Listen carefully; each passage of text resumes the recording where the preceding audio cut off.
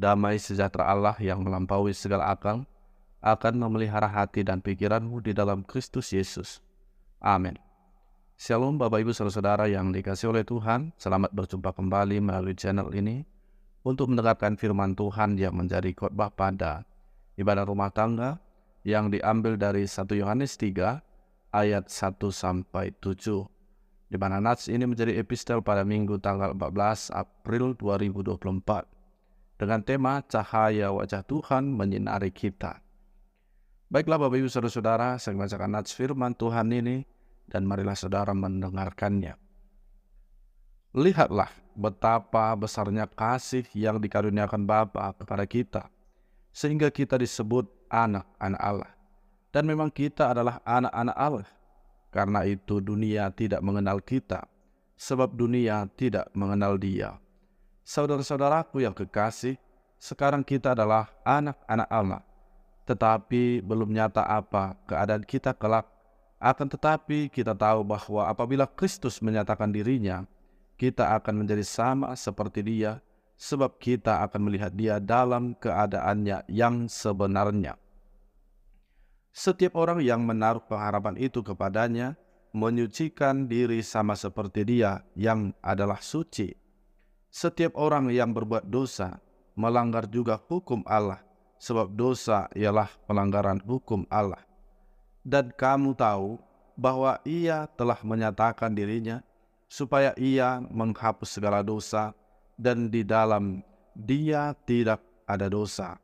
Karena itu, setiap orang yang tetap berada di dalam Dia tidak berbuat dosa lagi. Setiap orang yang tetap berbuat dosa tidak melihat dan tidak mengenal Dia. Anak-anakku, janganlah membiarkan seorang pun menyesatkan kamu. Barang siapa yang berbuat kebenaran adalah benar, sama seperti Kristus adalah benar. Demikian bunyi firman Tuhan.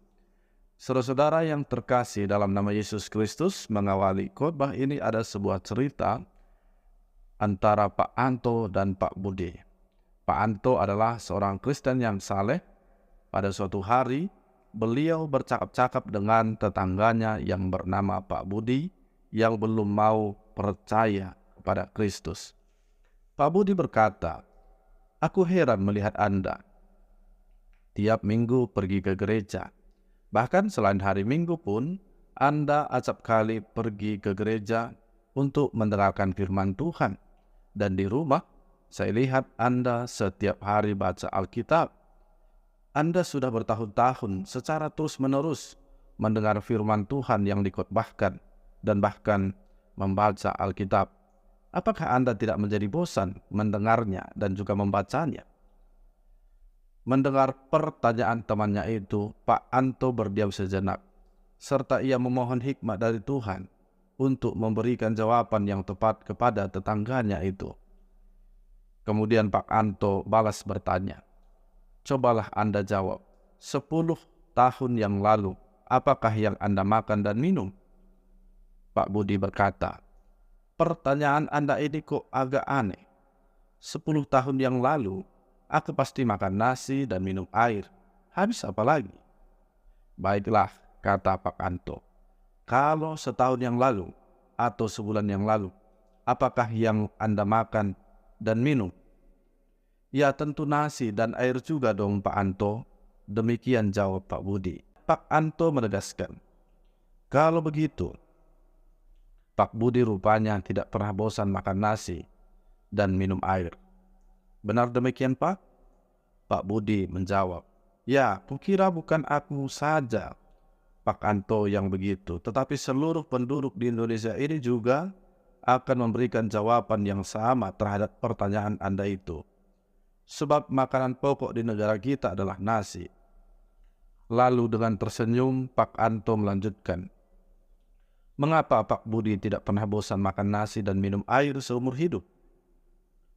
Pak Budi menjawab, "Ya, sebab baik nasi maupun air itu adalah kebutuhan penting bagi tubuh dan kesehatan kita Pak Anto. Tanpa nasi dan air, maka tubuh kita akan lemah dan merana." Pak Anto kemudian menegaskan, "Pak Budi, demikianlah manfaat firman Tuhan bagi saya dan juga bagi orang Kristen lainnya, yaitu seperti makanan dan minuman rohani yang menyegarkan dan menguatkan jiwa umat Kristen, supaya tetap bertumbuh secara rohani dan tidak disesatkan oleh dunia ini. Karena di dalam firman itulah cahaya wajah Tuhan menyinari setiap orang percaya, dan dengan demikian saya bisa menjaga hidup kudus, menyadari dosa, dan berhikmat dalam hidup. Terlebih lagi menyadari anugerah daripada Tuhan. Maka dari itu Pak Budi, saya sebagai orang Kristen harus tetap hidup dalam kebenaran firman Tuhan setiap waktu. Mendengar penjelasan ini, Pak Budi mengangguk-anggukkan kepalanya, sebab kini ia mulai mengerti mengapa tetangganya itu begitu rajin pergi ke gereja dan membaca Alkitab. Saudara-saudari yang terkasih dalam nama Yesus Kristus, berbagai macam penyesatan selalu mengalami perkembangan seiring berjalannya kehidupan dari waktu ke waktu. Penyesatan bergerak di seluruh aspek kehidupan. Yang disesatkan adalah anak-anak Allah atau orang-orang percaya, supaya orang-orang percaya tidak lagi hidup dalam cahaya wajah Tuhan atau tidak lagi hidup seturut firman Tuhan, sehingga anak-anak Tuhan menjadi lemah. Antisipasi terhadap hal ini tentu menjaga identitas diri sebagai anak-anak Allah. Ilustrasi di atas tentu sebagai contoh di mana anak-anak Allah harus hidup dalam firman Tuhan untuk menyegarkan dan menguatkan jiwanya. Kesadaran akan identitas diri sebagai anak-anak Allah, menyadari setiap anugerah yang diberikan Allah kepadanya, dan menyadari tanggung jawab sebagai anak-anak Allah, seperti yang ditekankan di dalam perikop kali ini. Saudara terkasih dalam nama Yesus Kristus, perlu kita sadari bahwa kematian dan kebangkitan Tuhan Yesus adalah awal penebusan kita dari dosa atau kematian. Selanjutnya, kita memasuki suasana baru. Kita yang telah ditebus kini menjadi anak-anak Allah. Kita yang tadinya adalah budak dosa telah ditebus oleh Allah Bapa dengan darah anaknya Tuhan Yesus Kristus yang mahal. Bukan untuk menjadi budak Allah sebagaimana lazimnya dalam jual beli budak zaman dahulu, tetapi untuk menjadi anak-anaknya. Inilah salah satu pernyataan terbesar dalam kitab Perjanjian Baru, bahwa Allah yang Maha Pengasih telah menjadikan kita sebagai anak-anaknya.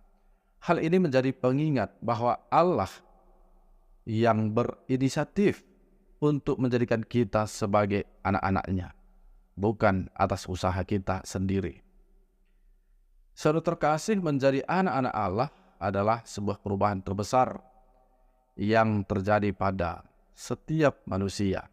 Menjadi anak-anak Allah merupakan hak istimewa terbesar dari keselamatan kita. Menjadi anak-anak Allah membuat kita memiliki masa depan yang jelas di dalam kemuliaannya. Oleh karena itu, kita memiliki hak berseru kepadanya, "Ya Abba, ya Bapa." Menjadi anak-anak Allah adalah alasan mengapa kita harus menyenangkan hati Sang Bapa. Dalam perikop kali ini, Rasul Yohanes menekankan bahwa adanya tanggung jawab mutlak sebagai anak-anak Allah. Kehidupan yang bagaimana yang harus dimiliki oleh anak-anak Allah. Rasul Yohanes mengingatkan bahwa sebagai anak-anak Allah wajib menyucikan diri dari pelanggaran hukum kasih Allah. Dia harus mengakui dosa dan bertobat. Rasul Yohanes juga memberi nasihat kepada setiap pribadi yang telah hidup baru dalam Kristus dan berada dalam cahaya wajah Tuhan Allah, tetap berjaga-jaga dan waspada terhadap pengaruh dari luar, terhadap pengaruh dari dunia sekitarnya yang tidak serupa dengan Yesus Kristus. Saudara-saudara yang terkasih dalam nama Yesus Kristus, apa yang mau ditekankan firman ini untuk kita? Bahwa kita melihat sebuah kenyataan di mana kejahatan dari si iblis itu meliputi semua aspek kehidupan. Sehingga setiap individu dipastikan selalu berdampingan dengan yang namanya si jahat. Oleh karena itu, kita selaku anak-anak Tuhan yang hidup di dunia ini tentulah tidak akan mampu bertahan jika hanya mengandalkan kekuatan sendiri saja. Namun diperlukan tindakan pertolongan daripada Tuhan berupa sapaan firman dan juga anugerah penyertaan Roh Kudus dan cahaya wajah Tuhan Allah yang menyinarinya. Hal ini tentu tidak hanya hari ini atau besok, tetapi harus secara terus-menerus. Artinya, dalam persekutuan cinta kasih oleh pengharapan yang tertuju kepada Allah Bapa dalam Kristus Yesus, tidak ada yang namanya berhenti. Tetapi kita harus terus di dalam persekutuan Kristus setiap saat. Maka dengan demikian, sebagai orang percaya, tidak akan mampu disesatkan oleh si iblis ataupun kuasa-kuasa kegelapan. Kita tetap berada di dalam posisi yang tepat dan menjaga identitas kita sebagai anak-anak Tuhan. Tuhan Yesus memberkati. Mari kita berdoa. Bapa yang baik, di dalam nama Yesus Kristus, terima kasih buat firman-Mu pada kesempatan ini yang mengingatkan kami bahwa kami perlu menjaga identitas diri kami sebagai anak-anak Allah yang tetap menjaga hidup kami selalu kudus, menjaga hidup kami supaya tidak berdosa dan tetap melakukan kebenaran. Bapa di surga, semuanya itu adalah sulit kami lakukan ketika kami hanya mengandalkan kekuatan kami. Tetapi ketika Tuhan bersama dengan kami, maka sungguh kami akan mampu melakukannya. Di dalam Kristus Yesus kami berdoa, memohon kepada Bapa. Amin.